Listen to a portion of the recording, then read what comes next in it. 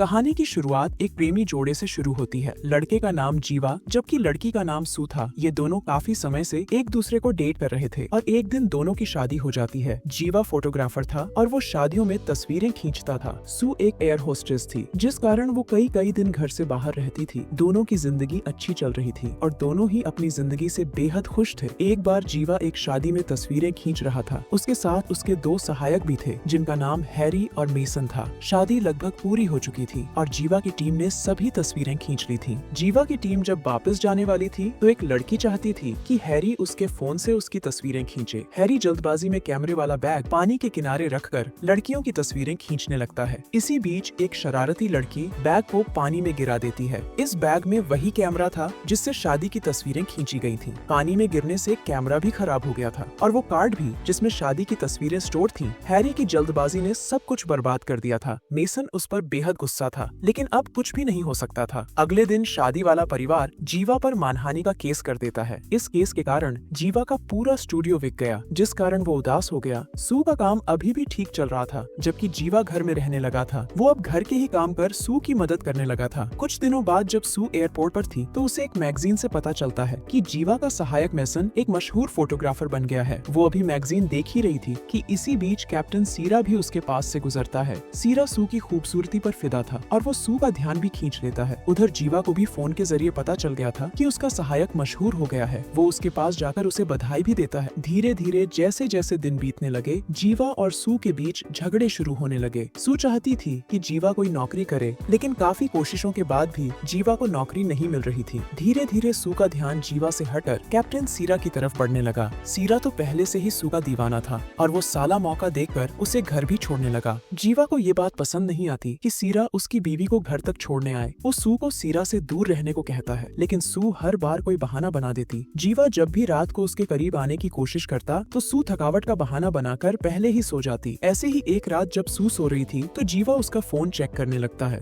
Phone में सू और सीरा की चैट देखकर वो समझ जाता है कि सू उसे धोखा दे रही है। अगले दिन जब वो सू से बात करता है तो सू उसे ही मारकर कहती है कि हम सिर्फ दोस्त हैं। कुछ देर बाद मेसन जीवा से मिलने उसके घर आता है। वो चाहता था कि जीवा उसके लिए काम करे। जीवा पहले तो मना करता है, लेकिन फिर सोचकर उसकी बात मान लेता है। मेसन जीवा को एक आइलैंड पर भेजना चाहता था ताकि वहां जाकर वो खूबसूरत तस्वीरें खींच सके। अगले ही दिन जीवा आइलैंड पर पहुंच जाता है। वो पहले अपने होटल का कमरा देखता है और फिर बीच पर जाकर खूब दारू पीता है और वहीं सो जाता है। अगली सुबह जब जीवा नींद से जागता है तो उसकी नजर एक खूबसूरत लड़की पर पड़ती है। इस लड़की का नाम माया था और वो बीच पर योगा कर रही थी। जीवा उसकी तस्वीरें खींचना चाहता था। वो जैसे ही अपना कैमरा ढूंढने लगा तो उसके शोर से माया का ध्यान टूट जाता है। वो जीवा के पास आकर उसे बुरा भला कहती है और फिर वहाँ से चली जाती है। रात को माया एक बार में थी और जीवा भी इसी बार में आ गया था। जल्दी ही दोनों ने एक दूसरे को पहचान लिया। जीवा उसके पास आकर उसकी खूबसूरती की तारीफ करता है, जिसके बाद दोनों में बातों का सिलसिला शुरू हो जाता है। माया उसी शहर से थी जिस शहर में जीवा रहता था। भले ही दोनों एक ही शहर से थे, लेकिन फिर भी आज इस आइलैंड पर मिले थे। अगली सुबह माया खुद ही बीच पर अपनी तस्वीरें खींच रही थी ताकि उन्हें सोशल मीडिया पर अपलोड कर सके। इसी बीच जीवा भी उसके पास आ जाता है। वो उसे समझाता है कि इतनी धूप में तस्वीरें अच्छी नहीं आएंगी और उसे समझाकर चला जाता है। दूसरी तरफ सू और सीरा भी एक बार में थे। जीवा घर पर नहीं था, इसलिए सू समय बिताने के लिए सीरा के साथ यहाँ आई थी। दारू पीने के बाद जब सीरा उसे घर छोड़ने आता है तो मौका देखकर सू की गुफा में धमाके करने की कोशिश करता है, लेकिन सू उसे रोक देती है। उधर जीवा और माया भी गर्म हो चुके थे, जिसके बाद जीवा उसकी गुफा में धमाके करता है। अगली सुबह सू जीवा को फोन करती है, लेकिन दूसरी तरफ माया फोन उठाती है। वो इस समय जीवा के कमरे में थी और जीवा नींद में था। माया सू को बताती है कि मैं जीवा की दोस्त हूँ और वो इस समय नींद में है। इतना कहकर वो फोन काट देती है। वो यहाँ जीवा को चाय देने आई थी, इसलिए उसे नींद से उठा लेती है। चाय पीने के बाद वो जीवा को गर्म करती है और फिर उसका पानी निकालती है। अगली सुबह सू भी उसी आइलैंड पर पहुँच गयी जिस पर जीवा आया हुआ था। उसने फोन पर माया की आवाज सुनी थी, इसलिए वो जानबूझकर यहाँ आई थी। जल्दी ही वो जीवा के कमरे में पहुँच गयी और उसे देखकर जीवा हैरान हो गया। वो जीवा से कहती है कि मुझे तुम्हारी याद आ रही थी, इसलिए मैं तुम्हारे पास आ गई। दोनों अभी बातें कर ही रहे थे कि तभी दोनों के पास माया आ जाती है। वो सू को अपने बारे में बताकर कहती है कि मैं जीवा की दोस्त हूँ और मैं अपना सामान यहाँ भूल गई थी। इतना कहकर वो सीधा बाथरूम में आ जाती है और कुछ सोचकर अपने प्राइवेट कपड़े उतार देती है। इसके बाद वो अपने कपड़े सू को दिखाकर चली जाती है। माया ने ये सब कुछ जानबूझकर किया था ताकि जीवा और सू आपस में लड़ने लगे और जीवा सू को छोड़कर उसके पास चला आए। थोड़ी देर बाद सू जीवा का सामान बांधती है और फिर उसे अपने साथ घर वापस ले आती है। घर वापस आकर जीवा ने सू से माफी मांग ली थी। सू उसे समझाती है कि सीरा सिर्फ मेरा दोस्त है और इस बार जीवा उसकी बात मान लेता है। कुछ दिनों बाद जब माया भी अपने घर वापस आ गई तो जीवा उसके पास आकर उससे सारे रिश्ते तोड़ लेता है। माया भी उसके फैसले का स्वागत करती है और उसे सिर्फ अपना दोस्त बना लेती है। अगले दिन सू अपनी योगा क्लास में थी और वहाँ उसे माया भी नजर आती है। योगा के बाद जब सू हीट बात लेने लगती है तो माया उसके पास आकर कहती है कि मैं तुम्हारा पति तुमसे छीन लूंगी और तुम कुछ भी नहीं कर पाओगी। सू को धमकी देकर वो वहाँ से चली जाती है। दूसरी तरफ आज जीवा का जन्मदिन था, इसलिए वो एक तोहफा खोल रहा था। जीवा को लगा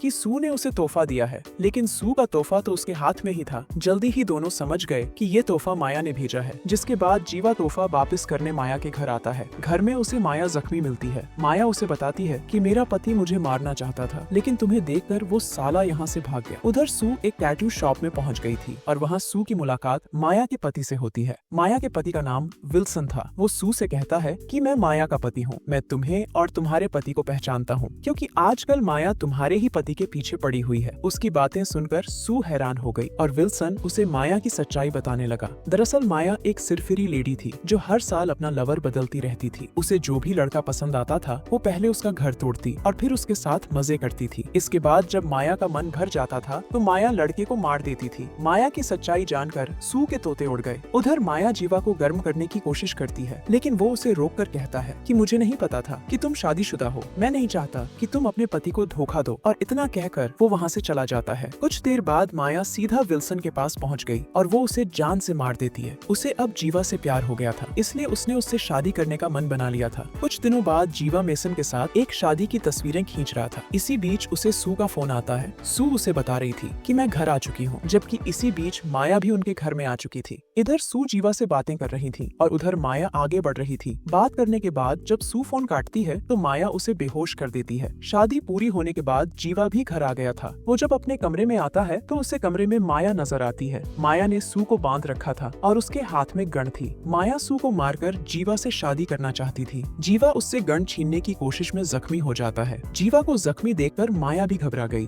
इसी बीच सू जल्दी जल्दी अपने हाथ खोलती है और फिर माया से लड़ने लग जाती है। दोनों लड़कियां एक दूसरे के खून की प्यासी थीं, इसलिए दोनों की लड़ाई भी खतरनाक थी। लड़ाई में माया सू का चेहरा तो खराब कर देती है, लेकिन सू के ही हाथों मारी जाती है। कहानी के आखिर में जीवा और सू खुशी खुशी रहने लगे थे। दोनों ने फैसला कर लिया था कि अब से वो किसी की भी तरफ आकर्षित नहीं होंगे और एक दूसरे के प्रति पूरे ईमानदार रहेंगे। इसी के साथ इस कहानी का यही अंत हो जाता है। हमारी वीडियो देखने के लिए बहुत बहुत धन्यवाद। अगर आप ऐसी ही वीडियोस के दीवाने हैं तो प्लीज मेरे चैनल को जरूर सब्सक्राइब करें। मिलते हैं अगली वीडियो में, तब तक के लिए नमस्कार।